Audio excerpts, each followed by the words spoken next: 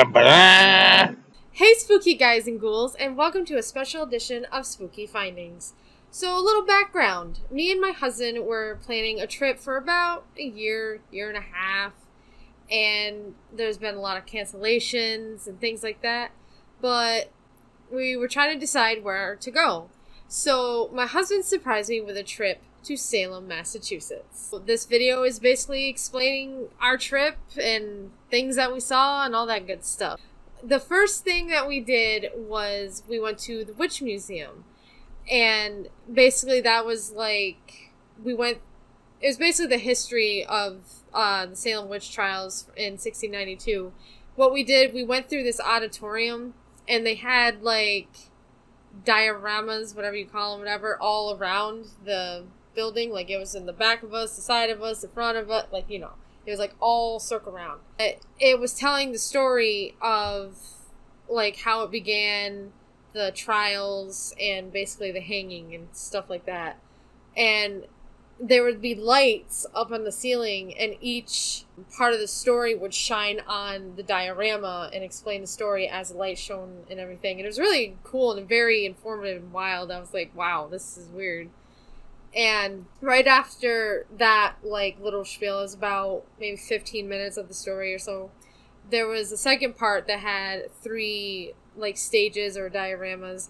One was 2 witches that, were around that time era. And the next one was a witch with green skin, white hair, and the witch hat and witch dress and not a broom, because they were, like, explaining what witches look like in folklore and stuff like that, or what people think witches are. And the last one was a couple, a guy and a girl, as the modern day witch. And they kind of look like hipsters, hippies, you know. And on the wall on the side, they had like pictures and stuff like that. Like they were showing like the Wizard of Oz, because how that witch was depicted. That was the first time that it was green skin and stuff like that. And the other one was the timeline and like how it affected other things like World War One and things like that. And there was some about the Massachusetts governor like doing like a special memorial for the witches and like donating money to something. I can't remember because like there was a lot of information. But the gift shop people were saying, well, the people that ran it were saying, like, oh, in the gift shop, we have the timeline. If you don't have time to read it, you can buy it. I'm like, why would you buy a timeline? Well, before we went to the showing, I guess, they told us we could go into the gift shop before. So we went to the gift shop before and after. And they had t-shirts, they had skirts, they had witches' hats, they had, like, these kind of like cosplay dresses of witches, and they had books, they had some Harry Potter memorabilia, like they had the talking hat, they had scarves, they had like shirts and hoodies and like just like little trinkets and stuff like that. Like it was filled. And the second part of our trip was called the Halloween Museum, and what it was like a 3D blacklit walkthrough. And it was really cool because they actually had props from, like, famous Halloween movies. Like, they had the actual mayor's head from Nightmare Before Christmas. It was, like, a little thing like this because it was all, like, puppeteered and, I wouldn't say claymation, but something similar. And they had a pumpkin prop from The Corpse Bride. Towards the end of it, there was this Halloween dollhouse that had, like, little pieces like pumpkins, skulls, bats, like little things like that. And what the story was behind it is that this mom made this dollhouse, and every year she would get small little items like skulls, pumpkins, like little Halloween, like little trinkets, and she'd fill it every year because her son was actually sick. So this was like a thing they could do together to like keep him happy and keep his spirits up. And I'm like, that's really cool. I don't know how they got their hands on it, but they had like a lot of things. They had blacklit signs that said like, oh, popular costumes from the 1920s to like 2010s. Like the 1920s was clowns. I'm like, who wants to dress as a clown in 2020? And they had like this pumpkin dude, like scarecrow thing. He was like standing like this. and it was like with the 3D glasses, it was like making you jump out and stuff. But yeah, that whole thing was pretty cool. The gift shop, they had some books and shirts. I wanted to get a shirt, but they, like, the sizes were very limited. I'm like, Jesus. They had these Halloween, like, the movie Halloween with Michael Myers posters that were actually signed, I guess. And my husband said they were around $200. And I was like, Jesus Christ. And they had, like, this little statue of Snoopy on a pumpkin in Woodstock. And they wanted $65 for that. But I guess it's all authentic things. Like, they had a bunch of Peanut stuff, Peanut's book, Hocus Pocus second book. I mean, everywhere in Salem had the Hocus Pocus sequel. But, yeah, that place was pretty cool. After we went to the Halloween Museum, we decided to find a better parking spot because apparently Boston and Salem don't believe in parking. We were parked at a meter, and my husband put $2 in and only gave us like an hour and a half, if that. So he put in a couple more quarters to get us like 15 to a half hour. But we drove around and we actually found a parking garage, and we believe it was $1.25 per hour because we parked there for maybe 2 or 3 hours, and at the end it was only $2.50. So we went through Essex Street, which is like the big shopping district and streets and all that stuff. And we went to a game store for my husband. And we went to 2 Harry Potter stores. The first Harry Potter one was a wand shop. And it was really cool because it was, like, true to the movie. They had, like, old worn boxes, like, on the top shelves and stuff that was, like, in the movie. And they had wands that were from, like, $30 to $50. I mean, that's pretty cool. They had, like, a couple other things, but it was mostly just wands. But it was, like, really true to the movie.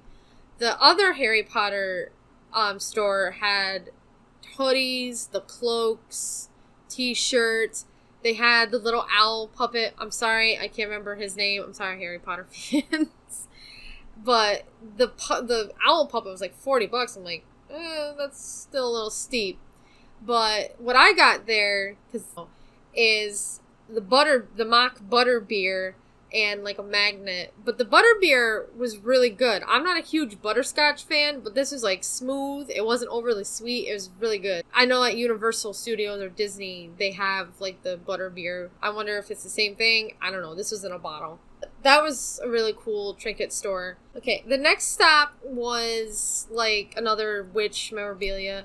Well, this store, it had shirts, hoodies that said like Salem Witch Hunts or whatever, or Salem, Massachusetts on it. They had witch hats. They had like necklaces, jewelry, candles, incense, magnets, and like little spell bottles that had like names on it. Like you can have like a personalized one, or they had like little fairies in it. Well, this one stuck out to me because this girl was like a crazy dog lady, and she kept talking to my son like, oh, your dad's hanging on to you because can't let you run away now, and so I don't know. She, like, I don't mind overly friendly people, but she was overly friendly in the worst way possible. Like, this couple had a dog, and she's like, oh, the dog can come in, make sure he gets a cookie, and I have other gifts and stuff like that. And I was like, oh my god. And at the checkout, it was so claustrophobic because there was like this much space between like this little rope that she had up, and then here's the checkout. And the girl's like, oh, come on up. There's 2 lines open. She's like, oh, come on up. So I had to, like, go like this, like, really suck it in. I'm like, yeah, this is nice during COVID era. And during this time, as we were walking through, this I saw online, but we finally saw it on the street, was Count Orlok's museum. I think that's the name. And what it was, like, statues, like, I think they were wax, statues of old horror movies. Like, they had Christopher Lee's Dracula, they had Chucky, Jason, Freddy, they had Beetlejuice, and they had like this cool statue of the Predator and Alien that like the Predator was actually grabbing his neck. I'm like, this is awesome. But the one thing that scared the bejesus out of me, because I'm like, this is so good and creepy at the same time, was the puppeteer from Dead Silence, like the old lady. She was actually her puppet-sized self with her dummy. I can't remember the name. I mean, it looks like Slappy from Goosebumps, but I think it might have been Benny or something like that. But that as soon as you walk through the start of the museum, that's what you see, and I'm like, oh my god, this is gonna be great. The other thing that was cool about this museum is that they had actual face casts of some of the actors. Like, they had Alfred Hitchcock, they had Vincent Price, they had Robert Englund, and, like, a few other people. Didn't see William Shatner, though. William Shatner, he's Halloween, Michael Myers. Like, that's from him, man. So, the other cool thing about this museum is that they had a full wall of photos, like the original Michael Myers, Rob Zombie, Linda Blair, and like a few others that were signed by the actual people, and I think it was a person who owned the museum. And the reason you can't see any of this is because, like, I don't know if all of them, but most of the museums did not allow photography or video. So the Salem Witch Museum, they have something online for it, which we'll link down in the description below. So the museum, the Count Orlok Museum, also had a gift shop, and it was pretty pricey. I mean, we could record in there.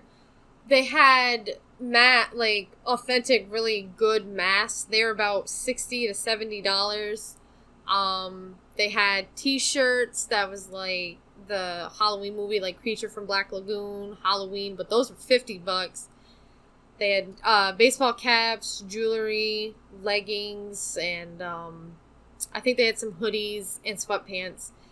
And yeah, I mean, a lot of stuff, some of the stuff was kind of pricey because, I mean, Salem is a tourist trap, kind of, but it's still fun. But after the shopping district, we decided to look for some of the Hocus Pocus scenery. The first stop, Allison's house. Well, before we got to Allison's house, there was the witch house, and which was the last standing house from 1692, where the actual, like, judgment happened. Like, they probably renovated the inside, because I think it might be a museum, or some, like, you can go in and see it. I'm not sure, because we didn't stop. We just kind of, like, drove through and took pictures, because, again, no parking. But it was really pretty outside, and I think if you Google it or something, you could see the outside of it. But on that same road, just a little further, that's where we saw Allison's house. And Allison's house was pretty cool too, because I think they use it for weddings and stuff like that. Because we had like a brochure, and I think it said that like you can actually have like a reception or something to do with a wedding there. I'm like, that's pretty interesting.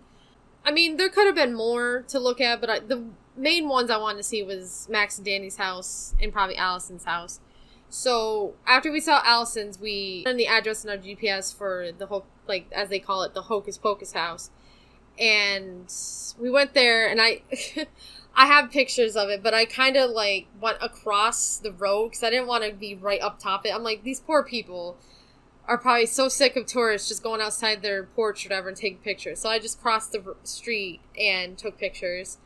But the street was also where the kids were walking when Sarah was singing her song, so that was pretty cool. One thing I forgot to add is at the shopping district, Essex Street, they have the Bewitched Statue, and it's kind of creepy, not gonna lie, but it's cool at the same time.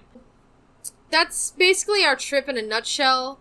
Yeah, if you have any questions or anything like that, please comment below. So, like, comment, and subscribe, and see you next time on Spooky Findings.